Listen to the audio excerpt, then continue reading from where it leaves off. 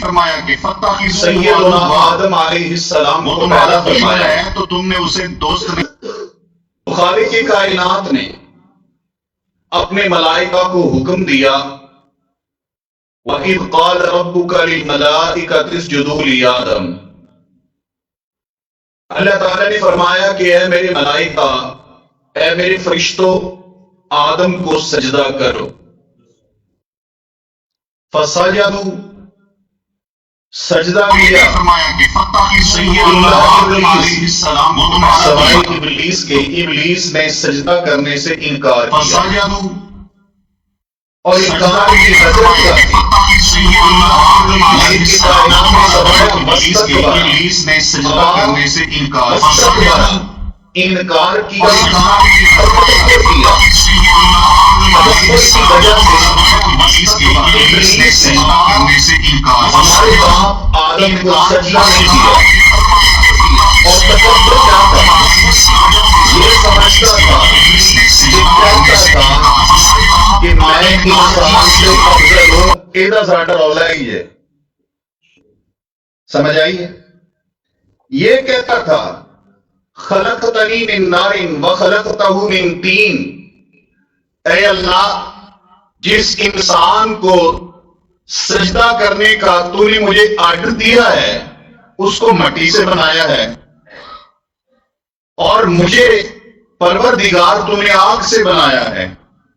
آگ میں چمک ہے، آگ میں روشنی ہے، آگ میں چمک و دمک ہے۔ مٹی کیا ہے؟ یہ تو قدموں کے نیچے آئی رہتی ہے، اس میں روشنی نظر نہیں آتی، آگ اوپر کو جاتی ہے، مٹی نیچے ہے، نیچے آتی ہے۔ تو میں افضل ہوں، میں افضل ہوں۔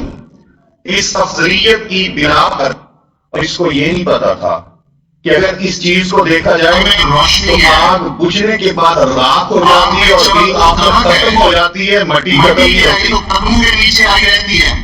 محترم ساتھی ہو، اور مٹی ایسی ہے جو آپ اپنی عبادت بنانے یا مٹی کا نام و نشان ہے، لیکن مٹی وہاں بھی آ جائے۔ میں افضل ہوں۔ یہ کہنے لگا اس کہ میں افضلیت افضل کی ہوں۔ بنا پر خلقتنی من نار وخلقتہ من اس طین، چیز کو دیکھا جائے اس نے یہاں سے جھگڑے کا آغاز کیا، دشمنی کا آغاز کیا، اور سبب دشمنی یہ تھی کہ یہ اپنے آپ کو کہتا تھا کہ میں انسان سے افضل ہوں، اعلیٰ ہوں، بالا ہوں۔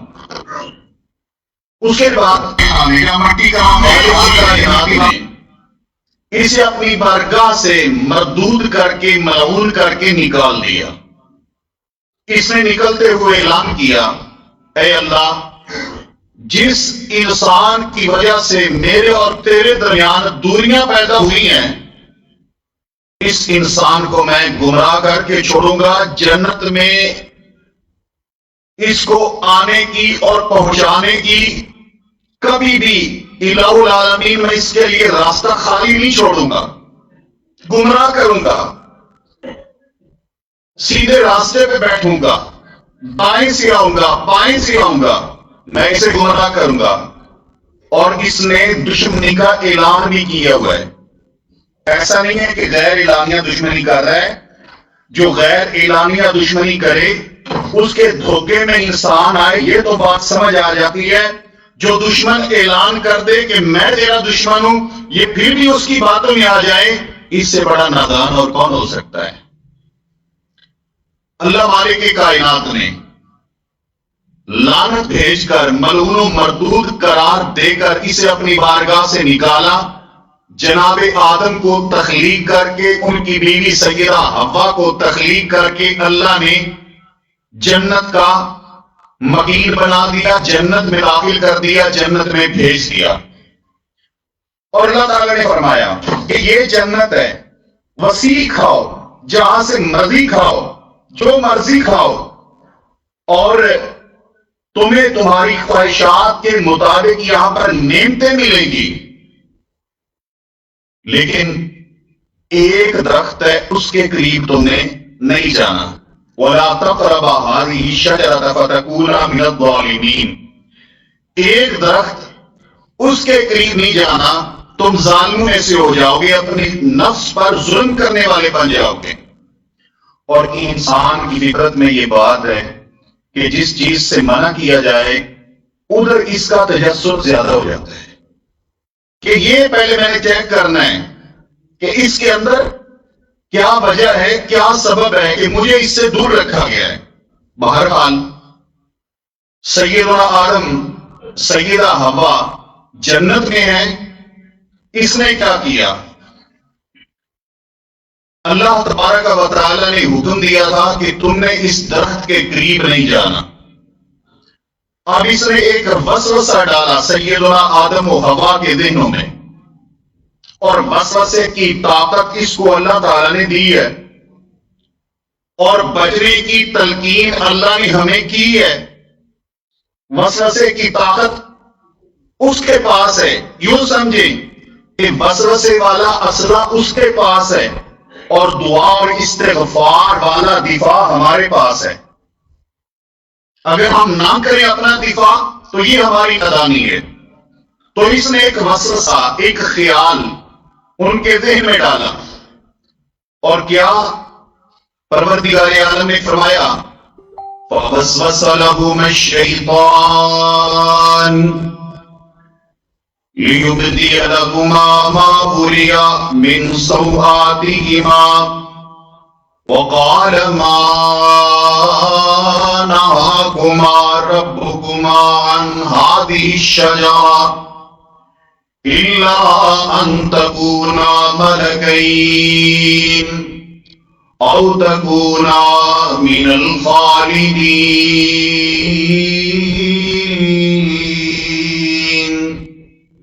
اس نے وسوسہ ڈالا سیدنا آدم و حوا کے ذہن میں، یہ وسوسہ ڈالا کہ جنت کے اندر یہ جو درخت ہے پروردگار عالم نے تمہیں اس سے منع کیا ہے، اس لیے کہ اس درخت کے اندر خوبی بڑی عظیم الشان ہے۔ جو اس درخت کو کھائے گا یا تو وہ فرشتہ بن جائے گا یا پھر جنت میں ہمیشہ ہمیشہ رہنے والا بن جائے گا۔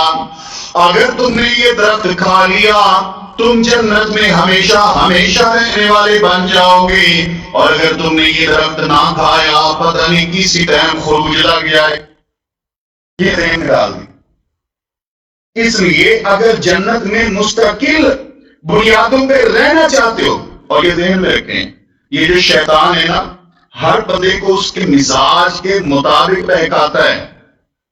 مزاج کے مطابق کوئی تاجر ہے تو اس انداز میں آئے گا، یار کوئی بات نہیں یہ تھوڑا سا سود یہ لے لے، یا تھوڑا سا نجائز نفع لے لے، یا تھوڑا سا تو ان کو ٹیکا لگا لے، کوئی اللہ کے گھر پہ لگا دے گا، چلو کسی غریب بیوہ کا سہارا بن جائے گا تو، ہاں کہیں نہ کہیں اور اچھے کام پہ لگ جائیں گے، اس کے پاس تو بڑے پیسے ہیں، چاند تمہیں لے بھی لیے تو خیر، تاجر کے پاس آئے گا اس انداز میں، عابد کے پاس آئے گا اس کے انداز میں، اس کوشش کرے گا، جب عبادت گزار کے پاس آئے گا اس سے بدعات کا ارتکاب کروائے گا، بدعت کا ارتکاب اسے کروائے گا۔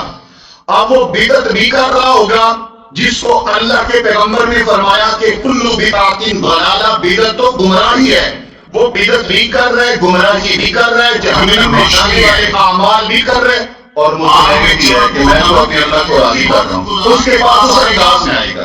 جناب آدم، جناب حوا، ان کے ذہن میں یہ آئے گا اپنے رب کی نافرمانی کا پروگرام نہیں تھا، اللہ کو ناراض کرنے کا پروگرام نہیں تھا، ان کا تو پروگرام یہ تھا کہ ہم فرشتے بن جائیں، کھانا پینا چھوڑا اللہ اللہ ہی کرتے رہیں، یا ہم جنت میں رہیں اور ہمیشہ ہمیشہ رہیں، کہیں ہمیں جنت سے نکلنے کا پروانہ نہ مل جائے۔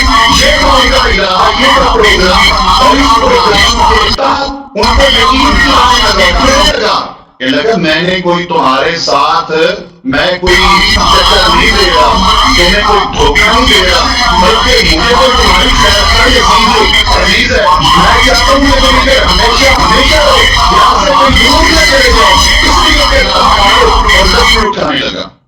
اللہ کی کائنات نے فرمایا وَقَاسَمَهُمَا إِنِّي لَكُمَا لَمِنَ النَّاصِحِينَ، قسمیں اٹھانے لگا کہ اللہ کی قسم میں تو تمہارا خیر خواہ ہوں، میں تمہارا خیر خواہ ہوں۔ اللہ تعالیٰ فرماتے ہیں فَدَلَّهُمَا بِغُرُورٍ، دھوکے کے ساتھ ان کو بہکایا، پھسلایا کہ کھاؤ درخت۔ جب انہوں نے اس درخت کا پھل کھا لیا، اور یہ بھی ذہن میں رکھیں شریعت نے کہیں تعین نہیں کیا کہ وہ پھل کون سا تھا، وہ درخت کون سا تھا، اس کا کوئی نام نہیں ہے۔ بعض لوگوں نے ایسی بنایا کہ وہ گندم کا دانہ تھا، انہوں نے کھایا تو اب ہم سزا کے طور پر کھاتے ہی جائیں گے۔ تو بنگلہ دیش جڑے چاول کھاندے ہیں یا جو برگر پہ لگے ہوئے ہیں، ان کا کیا قصور ہے؟ تو یہ کوئی دانہ شانہ کہیں پہ کوئی تعین نہیں ہے، کوئی درخت تھا اور یہ بطور امتحان تھا، جو بھی تھا بطور امتحان تھا۔ اللہ تبارک و تعالی نے فرمایا فَلَمَّا ذَاقَ الشَّجَرَةَ بَدَتْ لَهُمَا سَوْآتُهُمَا وَطَفِقَا يَخْصِفَانِ عَلَيْهِمَا مِن وَرَقِ الْجَنَّةِ وَنَادَاهُمَا رَبُّهُمَا أَلَمْ أَنْهَكُمَا عَنْ تِلْكُمَا الشَّجَرَةِ وَأَقُلْ لَكُمَا إِنَّ الشَّيْطَانَ لَكُمَا عُدُوٌّ مُبِينٌ۔ پروردگار عالم نے فرمایا جب جناب آدم و حوا نے اس درخت کو چکھا، اس درخت کا پھل کھایا، جیسے ہی پھل کھایا دونوں کے جسم سے لباس اتر گیا۔ اب یہ درخت کے پتے اتار کر جنت کے درختوں کے پتے یہ توڑ کے وَطَفِقَا يَخْصِفَانِ عَلَيْهِمَا مِن وَرَقِ الْجَنَّةِ اپنے جسموں کو ڈھانپنے لگے، اپنے جسم کے اوپر جنت کے درخت کے پتے لپیٹنے لگے۔ پروردگار عالم نے آواز دی اے میری آدم، اے میری حوا، اے میرے دونوں بندوں، کیا میں نے تمہیں کہا نہیں تھا کہ اس درخت کے قریب نہیں جانا؟ اور تمہیں یہ بھی بتایا تھا کہ شیطان تمہارا کھلا دشمن ہے۔ ذات گرامی پروردگار عالم نے مجھے اور تجھے بھی یہ پیغام دے دیے اے کائنات کے لوگوں، ان الشیطان لکم عدو فاتخذوہ عدوا، شیطان تمہارا دشمن ہے، شیطان تمہارا دشمن ہے، اسے اپنا دشمن سمجھنا۔ یہ آئے گا تمہارے پاس گمراہیوں کو مزین کر کے، گناہوں کو خوبصورت بنا کے آپ کے سامنے پیش کرے گا۔ یہ اچھے کے پاس، برے کے پاس، سب کے پاس جائے گا، اپنے داؤ پیچ لگائے گا، حتیٰ کہ یہ نمازیوں کو معاف نہیں کرے گا، نماز کے اندر آ جائے گا، وضو کرنے والے کو معاف نہیں کرے گا، یہ وضو کے دوران خلل ڈالنے کے لیے آ جائے گا، حتیٰ کہ نمازی اور وضو کرنے والے تو دور کی بات ہے۔ میرے پیارے پیغمبر صلی اللہ علیہ وسلم نے فرمایا جب آدم کا بچہ پیدا ہوتا ہے، ننھا منا نو مولود اولاد جب پیدا ہوتی ہے، میرے پیارے پیغمبر صلی اللہ علیہ وسلم نے فرمایا اِلَّا نَفَسَهُ الشَّيْطَانُ، شیطان اسے آ کے چوکا لگاتا ہے، مس کرتا ہے، ٹچ کرتا ہے شیطان۔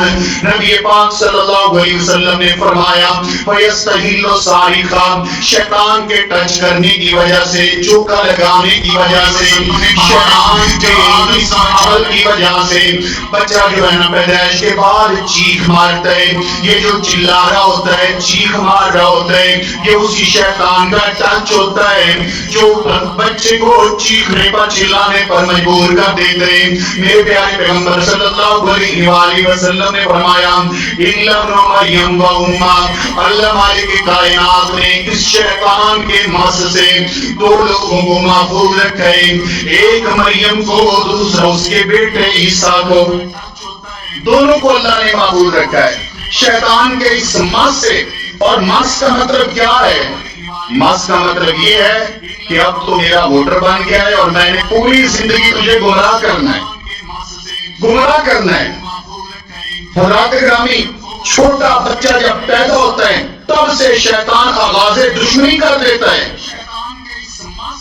میرے محترم ساتھیوں، اور اس قدر یہ اس کے ساتھ دشمنی کرتا ہے کہ ہر وقت دائیں سے بائیں سے آگے پیچھے مختلف انداز سے آئے گا، اسے گمراہ کرنے کی کوشش کرے گا، اور مختلف قسم کے عجیب قسم کے خیالات اس کے دل و دماغ میں ڈالے گا، جن کو انسان جب سوچتا ہے، تھوڑا غور و فکر کرتا ہے تو چونک اٹھتا ہے، گھبرا جاتا ہے۔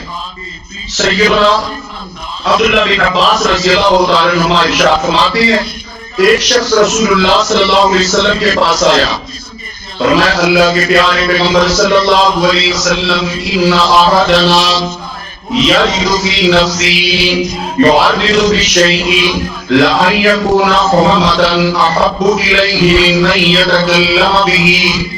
اے اللہ کے پیغمبر، بعض اوقات انسان کے دل میں ایسا خیال آتا ہے، اے نبی پاک صلی اللہ علیہ وسلم، جب وہ اس خیال کے اوپر سوچتا ہے، انسان کے ذہن میں اتنا ڈراؤنا وہ خیال ہوتا ہے کہ انسان یہ چاہتا ہے اے کاش میں کوئلہ بن جاؤں، لیکن یہ خیال جو میرے ذہن میں آیا ہے زبان پہ نہ لاؤں۔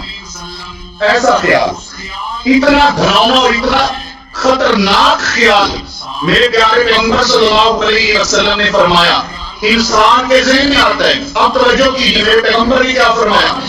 فرمایا اللہ اکبر اللہ اکبر الحمدللہ الذی رد کیدہ الی الوسوسہ۔ میرے پیغمبر نے فرمایا اللہ اکبر، پھر فرمایا اللہ اکبر، اس اللہ کی تعریف ہے جس نے اس کی چال کو، اس کے مکر کو وسوسے تک ہی رکھا۔ بات سمجھ آئی؟ کیا مطلب ہے؟ انسان کے ذہن میں یہ وسوسہ آیا اور وسوسہ آنے کے بعد فوری انسان گھبرا جاتا ہے، پریشان ہو جاتا ہے، چونک جاتا ہے کہ یہ کیا میرے ذہن میں خیال آ گئے، اور اتنا گندا خیال آتا ہے کہ وہ اسے اپنی زبان کے اوپر لانا اسے اتنا برا سمجھتا ہے کہ اس سے بہتر ہے کہ وہ آپ کا کوئلہ بن جائے، جل جائے، راگ ہو جائے، لیکن اس خیال کو ابھی زبان پہ نہ لائے۔ ایسا خیال آ جاتے ہیں۔ میرے پیغمبر نے فرمایا یہ بھی اللہ کا فضل ہے، اللہ کا کرم ہے، اللہ کی تعریف ہے، یہ بندے کے اوپر میرے اللہ تعالیٰ کا انعام ہے کہ اسے خیال ہی رہنے دیا، زبان پہ نہیں لے کے آیا، بندے کی زبان پہ نہیں آنے دیا، خیال تک ہی رکھا۔ اور ساتھیوں، میں جیسے عرض کر رہا تھا کہ کوئی ایک تو وہ شخص ہے جو لڑائی برائی کے اوپر ہے، دوسرا وہ ہے کہ جو نیکی پر ہے، اچھائی پر ہے، نیکی کی طرف گامزن ہے، مسجد میں آ رہا ہے، وضو کر رہا ہے، نماز پڑھ رہا ہے، اسے بھی معاف نہیں کرے گا، آخر تک کوشش کرے گا کہ میں خلل ڈالتا رہوں، میں اس کی نماز، اس کی طہارت، اس کے وضو کو خراب کرتا رہوں۔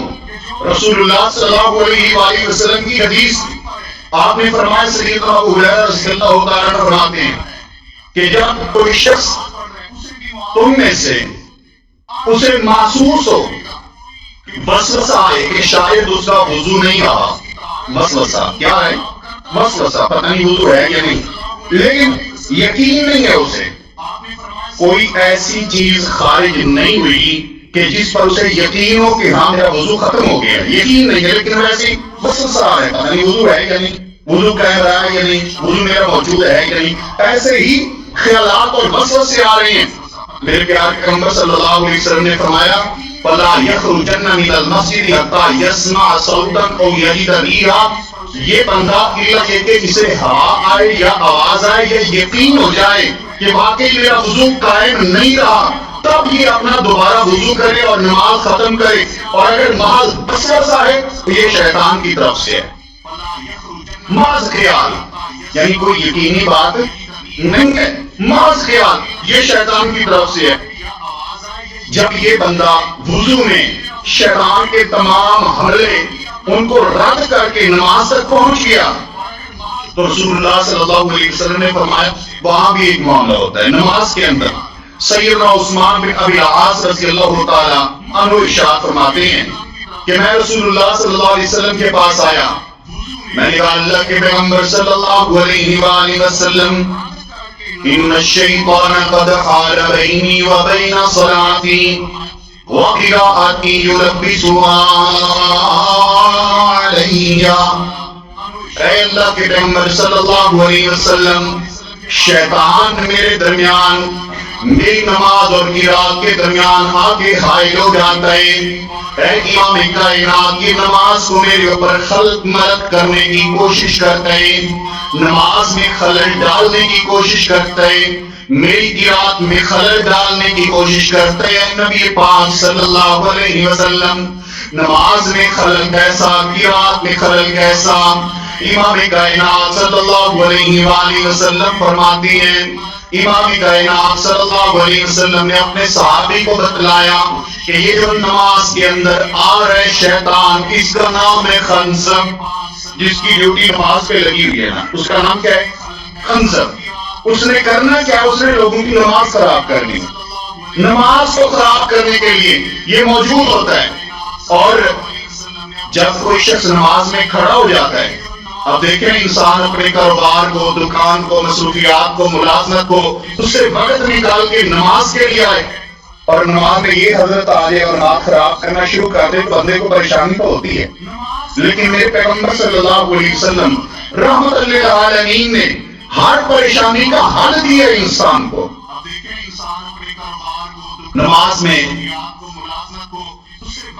کبھی تو یہ خلل ڈالے گا کہ پتہ نہیں تمہارا وضو بھی قائم ہے کہ نہیں، یہ وسوسہ ڈالے گا. مال وسوسے کی بنیاد پر نماز کو نہ چھوڑے. اور اگر یہ قائم ہے، پڑھ رہا ہے، نماز جاری ہے، تو پھر اسے کہے گا اس کو قضا، اس کو قضا، اس کو قضا. او یار فلاں بات یاد کر، فلاں یاد کر، فلاں یاد کر. گھر والوں نے کہا تھا سلنڈر ختم ہے، نماز میں یاد آ گیا. میں نے گھر لوڈ کروانا تھا، یہ نماز میں یاد آ گیا. اس سے کے پیسے دینے تھے. اور بندے کو ایسی چیز جو 24 گھنٹے یاد نہ آئے، نماز میں یاد آ جائے گی اور نماز سے سام پھیرے گا پھر بھول جائے گی. یہ جو پرسنل سیکرٹری یاد کرانا یہ کروا رہا ہوتا ہے. رسول اللہ صلی اللہ علیہ وسلم نے فرمایا کہ اس کی ڈیوٹی ہے کہ نماز خراب کرنی ہے تمہیں. اور آپ علیہ السلام نے فرمایا فَإِذَا أَحْسَسْتَهُ، جب تم اسے محسوس کرو کہ یہ آ گیا ہے اور نماز میں وسوسے اور خیالات ڈال رہے اور نماز خراب کرنے کی کوشش کر رہے ہیں، تو میرے پیارے پیغمبر نے فرمایا اس وقت اللہ تعالیٰ سے تعوذ مانگو. کیا پڑھو؟ اعوذ باللہ السمیع العلیم من الشیطان الرجیم من ہمزہ ونفخہ ونفثہ. آپ نے فرمایا کہ یہ پڑھو وَادْخُلْ عَلَى يَسَارِكَ ثَلَاثًا، اور 3 بار اپنی بائیں جانب پھٹکارو، کیونکہ شیطان بائیں جانب سے حملہ آور ہے. تو 3 بار پھٹکارنا ہے. اور پھٹکارنے کا مطلب یہ نہیں ہے کہ اس کے ساتھ آپ نے تھوک بھی گرانی ہے، ویسے پھٹکارنا ہے تاکہ جو ساتھ والا ساتھی ہے آپ کے ساتھ کھڑا ہے وہ بھی پریشان نہ ہو. اور نبی پاک صلی اللہ علیہ وسلم نے فرمایا کہ تو شیطان کے حملے سے بھی بچ جائے، شیطان کے حملے سے بھی بچ جائے. اب آپ علیہ السلام نے فرمایا کہ اپنی بائیں جانب تمہیں تھوک نہیں، تھوک نہیں گرانی، تھوک نہیں گرانی. کیوں؟ تاکہ ساتھ جو دوسرا ساتھی ہے آپ کے ساتھ نماز پڑھ رہا ہے وہ اس کے لیے ایذا کا سبب نہ بنے. اس کا مطلب ہے میرے پیغمبر نے صحابی کو یہ طریقہ بتایا ہے، تنہائی میں بھی عمل کرنا ہے اور باجماعت انسان کھڑا ہے تو تب بھی عمل کرنا ہے. اور صحابی اور باجماعت نماز پڑھنے والا ہے، اس نے آ کے کیا کہا ہے؟ اللہ کے پیغمبر صلی اللہ علیہ وسلم شیطان میری نماز اور قرات کے درمیان حائل ہو جاتا ہے. اس کا مطلب ہے کہ یہ مقتدی جو ہے، یہ نماز پڑھنے والا قرات میں حائل تبھی ہوگا نا شیطان جب قرات کرے گا. تو ان کا سمجھ نہیں ہے آئی ہے. صحابی نے آ کے فرمایا کہ اللہ کے پیغمبر میری نماز اور قرات کے درمیان شیطان آ کے حائل ہو جاتا ہے اور کہتا ہے فلاں چیز یاد کر، فلاں کر، فلاں کر، فلاں کر. یہ کچھ کرواتا ہے، وسوسے ڈالتا ہے میری نماز اور قرات کے درمیان. تو امام کائنات صلی اللہ علیہ وسلم نے آ کے دعا سکھلائی ہے کہ تو اس انداز سے اس سے تحفظ مانگ، بچاؤ مانگ. تو یہ کہہ رہے ہیں نبی کے صحابی آ کر کہ وہ قرات کے درمیان آ کے حائل ہو جاتا ہے، قرات کو میرے اوپر خلط مت کرتا ہے. اس کا مطلب ہے کہ صحابہ نماز میں قرات کیا کرتے تھے اور صحابہ نبی کی موجودگی میں امام ہوتے تھے یا مقتدی ہوتے تھے؟ بولو، مقتدی ہوتے تھے. تو مقتدی نے قرات کرنی ہے کہ نہیں کرنی؟ مقتدی قرات کرے گا تو شیطان کو خراب کرنے کی ضرورت ہے. جب مقتدی ویسے منہ پھاڑ کے کھڑا ہے شیطان کو آدھی لوڑ کی ہے. شیطان کو آنے کی ضرورت کیا ہے جب اس نے پڑھنے کچھ نہیں ہے، جب کہنے کچھ نہیں ہے، جب یہ سم مکمل کھڑا ہے تو شیطان کو تشریف لانے کی ضرورت نہیں. پیٹ زیادہ ایسے ہی چھپ ہے. وہ تو تب آئے گا جب اسے خطرہ ہوگا کہ کہیں یہ نماز میں یہ نہ کہتے ایاک نعبد و ایاک نستعین، یہ نماز میں یہ نہ مانگے اہدنا الصراط المستقیم. اس لیے نماز کے اندر قرات ہے. محمد مصطفیٰ نے آرڈر کیا ہے، آپ نے فرمایا ہے لا صلاۃ لمن لم یقرأ بفاتحۃ الکتاب. اس بندے کی نماز نہیں ہے جس نے امام کے پیچھے سورہ فاتحہ نہیں پڑھی. کس نے سورہ فاتحہ نہیں پڑھی؟ امام کے پیچھے یا امام ہو، مقتدی ہو یا منفرد ہو. بعض آپ کہتے ہیں جی امام کی بات کہاں پر ہے کہ امام کے پیچھے پڑھنا ہے. تو آئیے وہ حدیث میں چلتے چلتے آپ کو سناتا جاؤں. سنن ابی داؤد کے اندر حدیث مبارکہ نبی پاک صلی اللہ علیہ وسلم کے صحابی سیدنا عبادہ بن صامت رضی اللہ تعالیٰ عنہ فرماتے ہیں، آپ نے فرمایا کہ رسول اللہ صلی اللہ علیہ وسلم نے ہمیں فجر کی نماز پڑھائی. آپ فجر کے بعد جب سلام پھیرا آپ نے تو آپ نے فرمایا حل قرأ معی منکم آنفا، کیا تم میں سے اب میرے ساتھ کسی نے کچھ پڑھا ہے؟ میرے ساتھ تم میں سے کسی نے کچھ پڑھا ہے؟ نبی کائنات صلی اللہ علیہ وسلم فرماتے ہیں کون سی نماز ہے؟ فجر کی نماز ہے. میرے ساتھ امام ہوتا ہے، اونچی قرات کرتا ہے، پڑھا تم نے؟ صحابہ نے اپنے سروں کے ساتھ اشارہ کیا کہ جی اللہ کے پیغمبر ہم نے پڑھا ہے. میرے پیارے پیغمبر صلی اللہ علیہ وسلم فرماتے ہیں مالی اقول اناس القرآن، میں بھی کہوں کہ کیا ہوا قرآن میرے اوپر مشکل ہو رہا ہے، بھاری ہو رہا ہے. رسول اللہ صلی اللہ علیہ وسلم فرماتے ہیں کہ سنو میرے صحابہ کرام فَلَا تَقْرَؤْا بِشَيْءٍ إِذَا جَهَرْتُ إِلَّا بِأُمِّ الْقُرْآنِ. آج کے بعد جب میں اونچی آواز سے قرات کروں تمہیں کچھ نہیں پڑھنا إِلَّا بِأُمِّ الْقُرْآنِ، سوائے سورہ فاتحہ کے. سوائے سورہ فاتحہ کے. کیوں؟ فَإِنَّهُ لَا صَلَاةَ لِمَن لَّمْ يَقْرَأْ بِهَا، کیونکہ اس بندے کی نماز ہی نہیں ہے جس نے سورہ فاتحہ نہیں پڑھی. اس لیے آپ نے فرمایا کہ تم نے سورہ فاتحہ پڑھنی ہے. اور کب فرمایا ہے؟ تب فرمایا ہے جب آپ نے اونچی آواز میں قرات کی ہے، جب فجر کی نماز پڑھائی ہے. بہرحال رسول اللہ صلی اللہ علیہ وسلم فرماتے ہیں کہ جب یہ قرات کو خراب کرنے کے لیے آ جائے، اور قرات کو خراب کرنے کے لیے تب آئے گا جب قرات ہوگی، جب قرات کو خراب کرنے کے لیے آئے ہیں. تو رسول اللہ صلی اللہ علیہ وسلم نے فرمایا کہ تم نے اللہ تبارک و تعالیٰ سے تعوذ مانگ کے 3 بار اپنی بائیں جانب پھٹکارنا ہے. پھر رسول اللہ صلی اللہ علیہ وسلم کے صحابی سیدنا عثمان فرماتے ہیں اللہ کے نبی نے مجھے یہ نسخہ بتایا، یہ دوا بتائی، یہ دعا بتائی، یہ علاج بتایا، میں نے عمل کیا. فَأَذْهَبَهُ اللَّهُ عَنِّي، تو اللہ تبارک و تعالیٰ نے یہ علاج کرنے کی بنا پہ میری ہو جو پریشانی تھی دور کر دے. تو دعا آپ ہی یاد کر لیں. اعوذ باللہ السمیع العلیم من الشیطان الرجیم من ہمزہ ونفخہ ونفثہ. بس آپ ہی کہتے ہیں کہ وہ نہیں حال نہیں ہو رہا، وہ شیطان خیالات ڈالتا ہے، تو آپ یہ علاج ساتھ کریں گے تو انشاءاللہ تعالیٰ وہ دور ہو جائے گا. وہ سچا واقعہ ہے میرے ایک دوست کا کہ ایسا ہو، وہ کہتے ہیں کہ مجھے نا حافظے کی کمزوری ہو گئی. میں چلا گیا ایک حکیم صاحب کے پاس کہ میرا حافظہ کمزور ہو گیا ہے، آپ کوئی علاج کریں، مجھے کوئی دوائی دیں. تو انہوں نے مجھے دوائی دی اور مجھے کہا کہ آپ کا صبح ہو مجھے بادام کھائے. کہتے میں بادام لے گیا، دوائی بھی لے گیا، لیکن فرق کوئی نہیں پڑا. مہینہ گزر گیا، فرق ہی نہیں پڑا. میں نے پوچھا کیوں؟ کہتے اس لیے کہ وہ بادام میں کھانے ہی چھوڑ گیا. جو دوائی بندہ کھانے ہی چھوڑ جائے تو فرق کیسے پڑے گا؟ تو اگر ہم یہ علاج نہیں کریں گے تو فرق کیسے پڑے گا؟ تو یہ علاج کریں اس شیطان کا، اور اللہ تبارک و تعالیٰ ملازم کرنے والی ہوگا. حتیٰ کہ یہ اتنا بڑا مناظر ہے رسول اللہ صلی اللہ علیہ وسلم نے فرمایا کہ نماز سے دور کی بات، وضو کا دور کی بات، یہ اللہ کی ذات کے متعلق انسان کے دل و دماغ میں انتہائی کفریہ قسم کے وسوسے ڈال دیتا ہے۔ اللہ کی ذات کے متعلق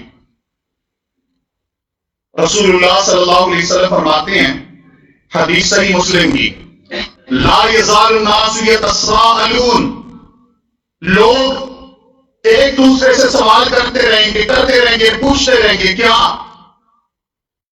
ھذا خلق اللہ الخلق، یہ اللہ تبارک و تعالیٰ کی مخلوق ہے، یہ اللہ تبارک و تعالیٰ نے پیدا کی ہے، اس کو بھی اللہ نے پیدا کیا، اس انسان کو بھی اللہ نے پیدا کیا، زمین کو اللہ نے پیدا کیا، آسمانوں کو اللہ نے پیدا کیا، چاند کو اللہ نے پیدا کیا، سورج کو اللہ نے پیدا کیا۔ لوگ یہ سوالات کرتے رہیں گے حتیٰ کہ ان سوالات کرتے کرتے ایک ایسا مقام بھی آ جاتا ہے کہ بندہ یہ کہتا ہے فمن خلق اللہ، کہ اللہ کو کس نے پیدا کیا؟ نعوذ باللہ من ذالک۔ یہ وہ معاملہ ہے جو تقدیر کے متعلقہ ہے، تقدیر کے متعلقہ امور پر، معاملات پر گفتگو کرنے سے محمد مصطفیٰ نے منع فرمایا۔ آپ نے فرمایا کہ جب کسی کے ذہن میں یہ خیال آ جائے کہ اللہ کو کس نے پیدا کیا، جب یہ وسوسہ آ جائے تو پھر اس کا جواب ڈھونڈنے نہیں چل پڑنا کہ فلاں سے سوال کروں گا، فلاں سے کروں گا، فلاں سے کروں گا، فلاں سے کروں گا، نہیں، اتنا کہنا ہے آمنت باللہ، میرا اللہ پر ایمان ہے، کیونکہ یہ وسوسہ شیطان کی طرف سے ہے، اور یہ خیال اللہ رب الجلال کی ذات کے متعلق، یہ خیال ایمان کے منافی ہے۔ اس لیے جب ایسا خیال آئے تو فی الفور کہنا ہے آمنت باللہ، اے اللہ میرا تیری ذات کے اوپر ایمان ہے۔ اللہ تعالیٰ کی ذات بے مثل ہے، بے مثال ہے، بے نظیر ہے میرے اللہ کی ذات۔ لیس کمثلہ شیء، کوئی چیز اللہ تبارک و تعالیٰ کی طرح نہیں ہے، اللہ کی کوئی نظیر نہیں۔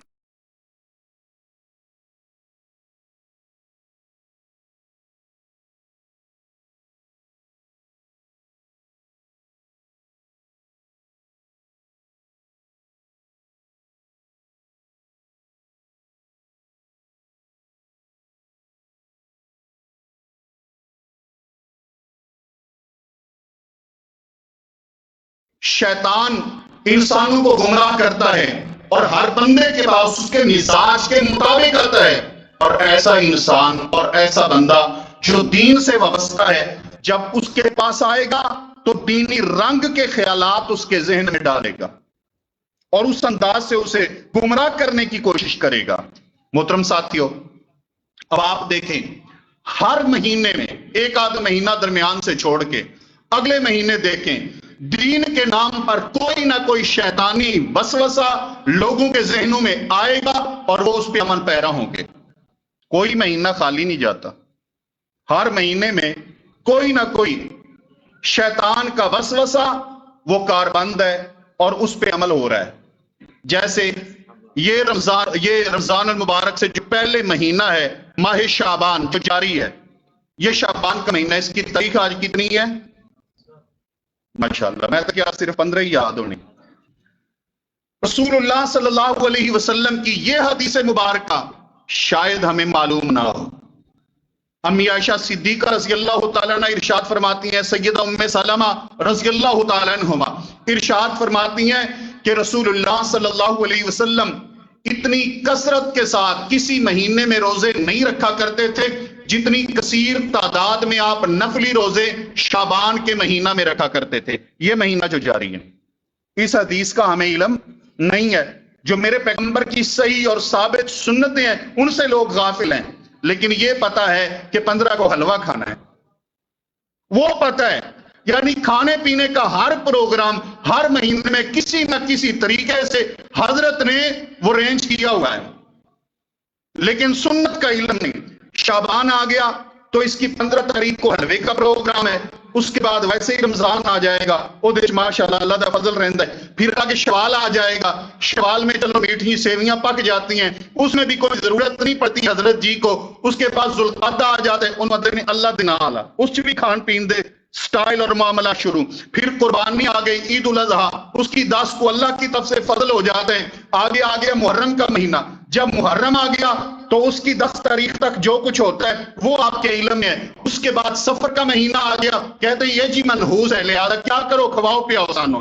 محرم، سفر، ربیع الاول آ گیا. ربیع الاول کا آپ کو علم ہی ہے، 12 ربیع الاول تک کھانے پینے کا پورا نظام حضرت جی نے وہ جو ہے نا مہیا کیا ہوا ہے، جبکہ پیغمبر کائنات کی کوئی سنت و حدیث نہیں ہے. ربیع الاول کے بعد ربیع الثانی، جمادی الاولیٰ، جمادی الثانیہ، یہ 3 مہینے جو ہے نا یہ مشکل سے نکالتا ہے تو آگے آ جاتا ہے رجب. رجب کی 21 تاریخ کو پھر پوری کا سر نکالی جاتی ہے. رجب کی 21 کو کنڈوں کا نام آیا.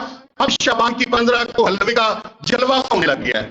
تو سنیے میرے پیارے پیغمبر صلی اللہ علیہ وسلم کی جو صحیح سنتیں ہیں، آپ علیہ السلام نے کیا فرمایا؟ امی عائشہ صدیقہ فرماتے کہ آپ علیہ السلام اکثر زیادہ تر شعبان کے مہینے میں نفلی روزے رکھا کرتے تھے.